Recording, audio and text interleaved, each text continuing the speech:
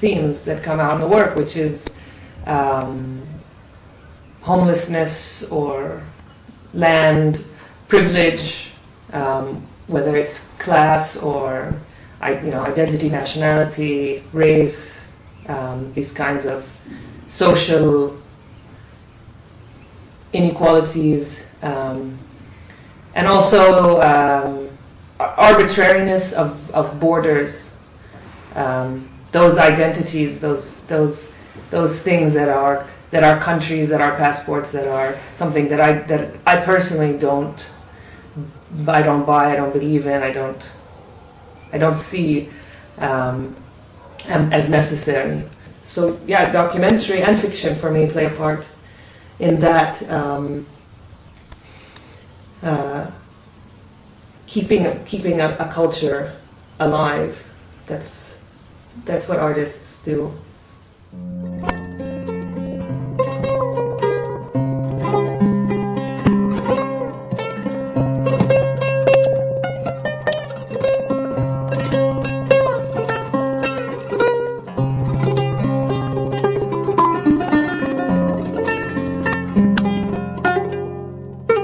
Camera is, for me, as when I'm directing, the camera is like my heart. I always feel it's my heart. It's telling a story. I like handheld cameras. I like cameras that are a bit rough. Cameras that give freedom for the actors to move, to suddenly do something. I don't like to be very specific. The camera has to be free. The feature I just finished, I spent months and months, became actually a kind of obsessive. There's a location in the film which is a village that was destroyed in 1948 after the residents were exiled, was then razed to the ground, destroyed, and there are about 450-60 villages like this. Palestinian villages had cactus, served as a natural fence. So thick lines of cactus. You would see suddenly you're lost in the middle of nowhere, and you see cactus, and you feel that's the first sign. Okay, maybe here. And you go and you discover stones, you discover small things, and it became completely obsessive with me. At night, I couldn't sleep at night because I was seeing the landscape and scanning for cactus or a piece of a house, like stones from a house, or you just find that small thing and then suddenly you find an entire village.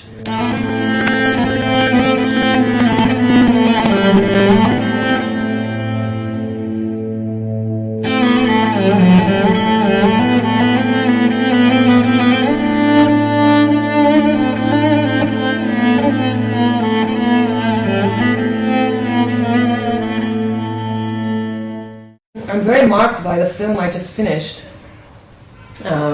which was my first feature film, and I'm very destroyed by it.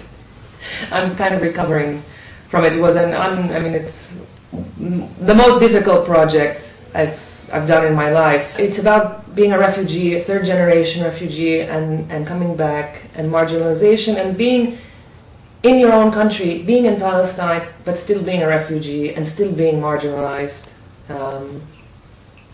It's a love story. Also, she meets a young man from a refugee camp in Ramallah, and from completely different environments, but because of this background, there's a connection between them. They understand each other in a way that she cannot connect with other people in Ramallah, or the international scene in Ramallah, or whatever. The crew was mostly West Bankers initially, which was,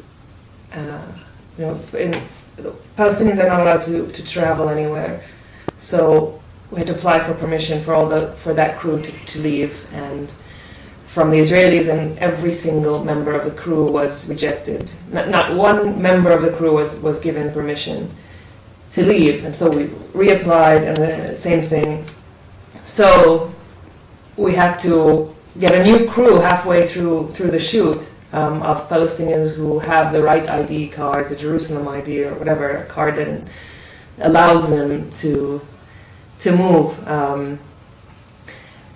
And also not having an Israeli producer, not having Israeli partners, which is, you know, something that was a choice of mine, made it incredibly difficult. We were forbidden from shooting on almost every single location.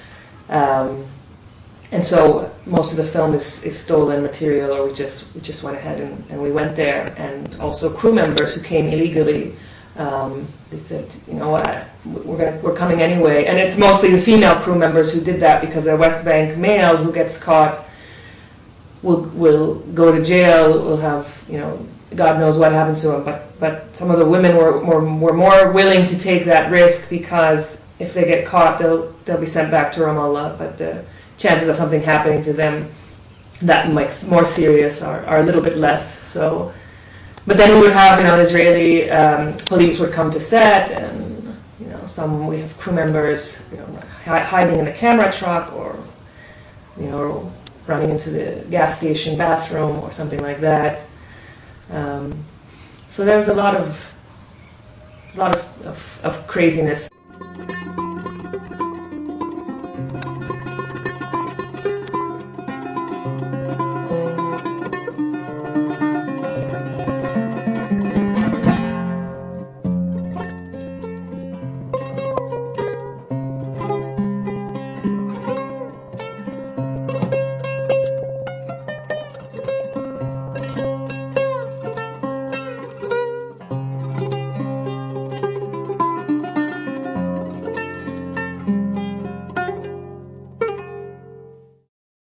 As an Arab filmmaker, you're put in a box. You're expected to speak about things. You're expected, you know, oh, you're Palestinian. What do you think of Hamas? What do you think of this? What do you think of? Can we talk about the work? Can we talk about? You know, you're expected to be a spokesperson all the time, and then yeah, there's also, I mean, just the way you're perceived, which is. The one side, oh, you're a Palestinian woman and you're making films, and how did they let you do that? Isn't it horrible, hard, you know, dealing with Arab men? I mean, there's this whole like stereotype, and are you allowed to dress like that? Or you look very fair for a Palestinian woman. You know, just whatever, these kinds of, you know, comments. I think Palestinian cinema is in a really exciting place right now. I think something really great is happening, and more coming, more and more filmmakers, more and more people who have access to cameras and to tools for filmmaking in Palestine. I think something really exciting is coming. But I do think also it's still, I mean, a problem in terms of you know, video, short filmmaking is easier to do, but to make the leap into fiction filmmaking, I think that's a big problem. I know people who've been trying to make a feature film for years and years and years, and they don't know the right people, they only speak Arabic, and they can't make that leap. And there's no support really in the Arab world for cinema. There's no real, there's no support in Palestine. There's no institutional support for that. And unfortunately, a lot of other Arab countries, unless it's a commercial, you know, kind of film, it's difficult. Independent cinema is hard to get support for.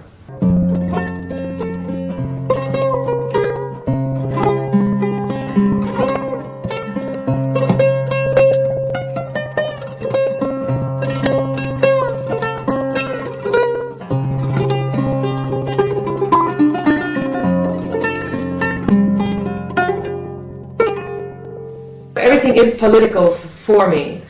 I can't separate politics from life. So, yeah, I mean, even if I don't think I could make a film that it's not political, because I don't function that way. I don't see the world that way.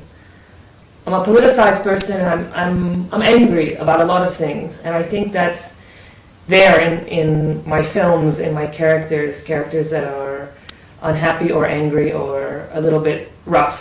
When you write a male character who has that